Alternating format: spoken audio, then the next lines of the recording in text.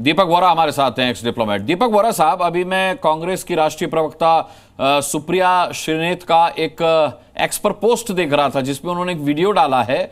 उसमें वीडियो में राहुल गांधी लद्दाख के कुछ स्थानीय लोगों से बात कर रहे हैं और ये लद्दाख के लोग उन्हें बता रहे हैं कि 6-7 किलोमीटर जमीन चीन के कब्जे में है, चीन अंदर तक घुस आया है, जबकि राहुल गांधी का खुद का मानना है कि 2000 स्क्वायर किलोमीटर जमीन पर चीन का कब्जा हो चुका है। आप कि इस पर पैनी नजर रही है सर, सच्चाई क्या है? जरा अजय उपाध्याय को भी बताएं और डॉक्टर अजय आलोक को भी बताएं। बहुत बहुत धन्यवाद सर। मेरी आवाज पहुंच रही है आप तक? जी आ रही है सर। जी, thank you very much sir. मैं इस एरिया में लेह में वहाँ के जो प्राधिकरण है उसका विशेष सलाहकार हूँ। मैं तो अक्सर जाता रहता हूँ और अभी 2 हफ्ते में फिर जा रहा हूँ वहाँ। पैंगोंग लेक से ही डायरेक्टली रिपोर्ट करूंगा TV9 के लिए सर, आप इजाजत दीजिएगा। जी सर, मैं जब गया था गालवान के तुरंत बाद, ये 2000 स्क्वायर किलोमीटर सर ये सही नहीं है। अब पता नहीं उनको कहाँ से ये जानकारी मिली है, but this is not true. दूसरा सर, जो हमारी पेट्रोलिंग होती थी, मुझसे ज्यादा जानते हैं जनरल साहब जो यहाँ मौजूद हैं, उस एरिया में रहे हैं। हमारा उनके साथ अग्रीमेंट होता था, हम यहाँ तक आएंगे, आप यहाँ तक आइए, जब हम आएंगे आप मत आइए, जब आप आएंगे हम नहीं जाएंगे। वो अग्रीमेंट अभी तक चल रहा है सर। कभी छोटी मोटी वहां पे डिसएग्रीमेंट हो जाती है, वो सॉल्व हो जाती है। तो ये कहना कि इतने किलोमीटर हमारा कब्जा उन्होंने कर लिया, हमने उनके इतने किलोमीटर कब्जा, ये भी सही नहीं है। जहां तक पैंगोंग झील का सवाल है, 1962 के बाद जब उन्होंने कुछ उसका हिस्सा 2/3 उसका उनके पास चला गया, 1/3 मेरे पास रहा है, उसमें भी कोई परिवर्तन नहीं हुआ है। वो आती रहती है रिपोर्टिंग कि उसने ब्रिज बना लिया, ये कर लिया, वो कर लिया। इसमें आप माने मत दीजिए। मेरा मानने सर, और हमारे को असत्य कहने की ट्रेनिंग नहीं होती भारतीय विदेश सेवा में सर, जो सिचुएशन पहले थी वही है वहां पर। जब वो कहते हैं we want to go back to the previous situation, उसका मतलब है जो ट्रस्ट होता था दोनों के बीच में, हम वो चाहते हैं। वो ये नहीं कह रहे कि हमारी को जमीन आप वापस कर दो, ये कर दो। उस समय काम स्थिति सी, अब थोड़ा तनाव कभी कभी हो जाता है, हम नहीं चाहते कि वो तनाव, ये उनका कहने का मतलब है सर। उनकी बातों के पीछे जो इंटेंशन है उसको आप लीजिए, जो वो कहते हैं उस पे उसको एनालाइज मत करें। और जो बीजेपी के प्रवक्ता ने कहा बिल्कुल सही कह रहे हैं सर। मैं आई एम नॉट कमेंटिंग कि जो उन्होंने गांधी साहब के बारे में कहा है वो सही है या गलत है, और बेसिकली जो उन्होंने कहा है कि सिचुएशन जो है वो ठीक है सर, वहां पे इट्स नॉर्मल। और चीन के साथ अगर हम संबंध बढ़ाने की कोशिश करते हैं तो मैं पूछना चाहिए क्या चाहते हैं, उनको बिल्कुल अलग कर दें सर? ये हमारी कूटनीति नहीं है सर। अभी अमेरिका के राष्ट्रपति डोनाल्ड ट्रंप साहब कितना कुछ कह रहे हैं भारत के बारे में, क्या करें, संबंध तोड़ दें उनसे सर? ये नहीं होता सर डिप्लोमेसी में। हम तो चाणक्य की संतान है सर, हम लोग कंपार्टमेंटलाइज करते हैं। अगर वो ट्रेड में, और आप मुस्कुरा रहे हैं क्योंकि आपने शायद चाणक्य नीति पढ़ी नहीं है सर, मैं आपको सजेशन दूंगा कि आप उसको पढ़िए मुस्कुराने की बजाय। तो मैं ये बताना चाहता हूँ, हम तो भेजूंगा चाणक्य नीति का कॉपी भेजेंगे, दीपक जी आपको भी कॉपी भेजूंगा। मैं नहीं मुस्कुराता जब आप कुछ कहते हैं। डिप्लोमेट नहीं हूँ मैं, आपसे कोई इच्छा नहीं है, मैं बहस नहीं करूंगा सर। 74 साल की मेरी उम्र है, 52 साल मुझे। सच है कि थोड़ा बहुत पढ़ने का मुझे भी मौका डिप्लोमेसी मिला है। ठीक है, आप बोलिए, बात पूरा करें सर। दीपक, मुझे 52 साल हो गए डिप्लोमेसी में सर, कूटनीति में। आप क्षमा करेंगे अगर मैं आपको बताऊं, जो हमारे बीजेपी के प्रवक्ता कह रहे थे, he is 100% right. I am not commenting इन्होंने उसके बारे में क्या कहा, इसके बारे में क्या कहा है। अमेरिका के साथ हम संबंध नहीं तोड़ेंगे सर। तुर्की ने हमारे अगेंस्ट बहुत कुछ कहा, हमने संबंध नहीं तोड़े हैं सर। अजरबैजान के साथ हमने नहीं तोड़े हैं सर। ये कूटनीति में नहीं होता है कि किसी ने एक चीज कह दी आप भड़क जाए, ये हमारा सिस्टम नहीं है। हम शांत रहते हैं, संयम के साथ काम करते हैं। इसीलिए तो हम कहते हैं सर कि India has now become Bharat. हमारी डिप्लोमेसी दुनिया में सर्वश्रेष्ठ है सर, प्लीज एक्सेप्ट दिस।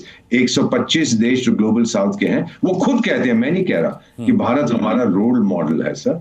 ये ऐसा नहीं कहते अगर हम इतने कमजोर होते। तो मेरा आपसे विनम्रता से अनुरोध है सर कि हमारी ताकत को देखिए। अगर कुछ गलतियां हो गई हैं, अवश्य सरकार उनका जवाब देगी, बट बाय एंड लार्ज हमारा रिकॉर्ड बहुत क्लीन है सर, और हमारी डिप्लोमेसी इज आउटस्टैंडिंग। ठीक है दीपक जी, मैं आपके पास लौटूंगा। अजय जी, मैं आपके पास भी आऊंगा, लेकिन उससे पहले डॉक्टर राजकुमार राजन हमारे साथ हैं। तो फिर एक्स डिप्लोमेट दीपक वोरा साहब की बात सुनने के बाद, और जिस तरीके से भारत सरकार हमेशा से कहती रही है, बीजेपी के प्रवक्ता कह रहे हैं, इनको सुनने के बाद राजकुमार राजन जी क्या कहेंगे? क्या आपके साथी राहुल गांधी गलत बयानी कर रहे हैं, झूठ बोल रहे हैं? अनुराग जी देखिए, इस संदर्भ में मुझे लगता है कि कांग्रेस के प्रवक्ता ने विस्तार से उन बातों की चर्चा की कि राहुल गांधी किस संदर्भ में वो बातें की थी, और माननीय सुप्रीम कोर्ट ने जो टिप्पणी की और जो बातें कही गई राहुल गांधी के संदर्भ में, मैं समझता हूं कि उसके विवेचन के रूप में हम उतना हकदार नहीं है कि उस पर हम विस्तार से बात करें।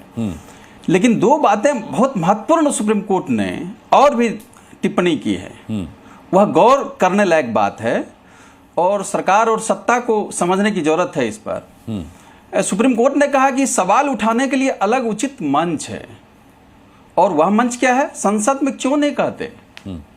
देखिए, सरकार की यह जिम्मेदारी है, सत्ता की यह जिम्मेदारी है कि विपक्ष की जो भूमिका है वह आम जनता की आवाज को उठाना होता है।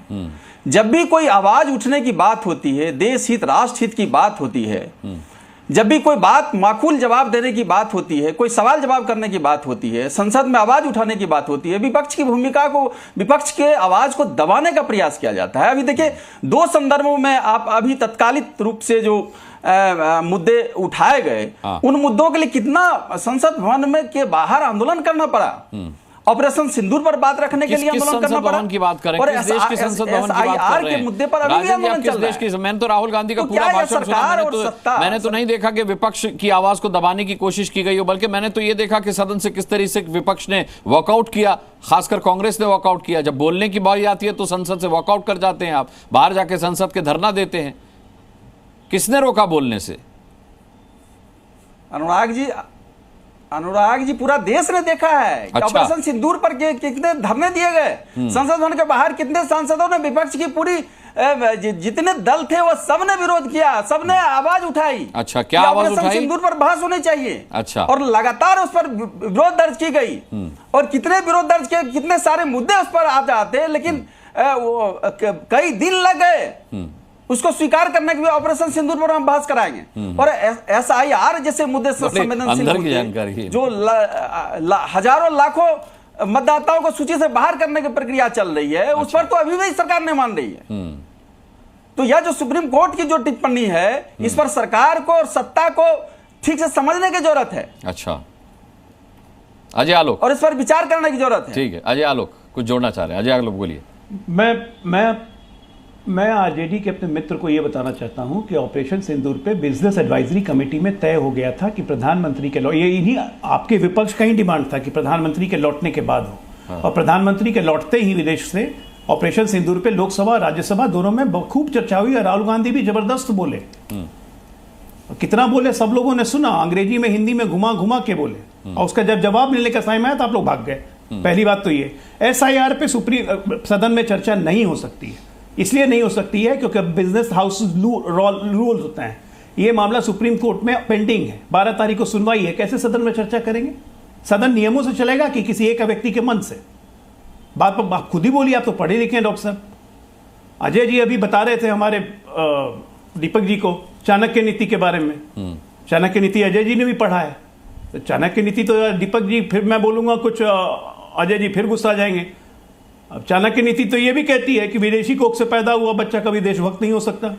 अब चाणक्य गलत हो गए इसमें, अब बोलिए कि नहीं चाणक्य भी गलत है। अजीब हालत है, मतलब तर्कों को अपने हिसाब से लेने की आदत हो गई है आप लोग को। उसमें भी आप वास्तविकता स्वीकार करने में भी आप लोग को शर्म आती है, इसलिए हमारी गलती नहीं है। इन मुद्दे करके इनको ठीक है। आलोक जी ने सही बोला, विदेशी कोख की बात की इन्होंने। अब ये किसको विदेशी मानते हैं, किसको देसी मानते हैं, यही इनको नहीं समझ है। चाणक्य और हिंदू धर्म में भी है, जो हमारे यहाँ आ जाए वही हमारा है, और हिंदू धर्म को ही यदि गाली दे रहे हैं तो इसका तो कोई उपाय नहीं है। इस देश की संस्कृति को ही गाली दे रहे हैं तो इसका कोई उपाय नहीं है।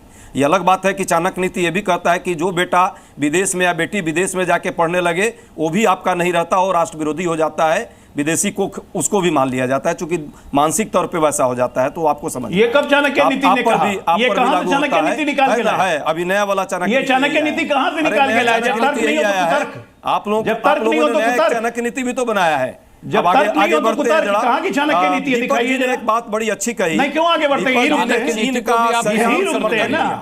अरे चाणक्य नीति पर कर लेंगे, चाणक्य नीति भी लिखने लगे ये लोग। अद्भुत होता है।